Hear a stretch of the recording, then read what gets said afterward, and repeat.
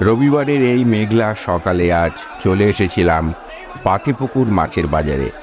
রবিবারের বাঙালির রসনাতৃপ্তির জন্য হাজির কত ধরনের মাছ, তারই কিছু ক্যামেরাবন্দি করলাম আপনাদের জন্য।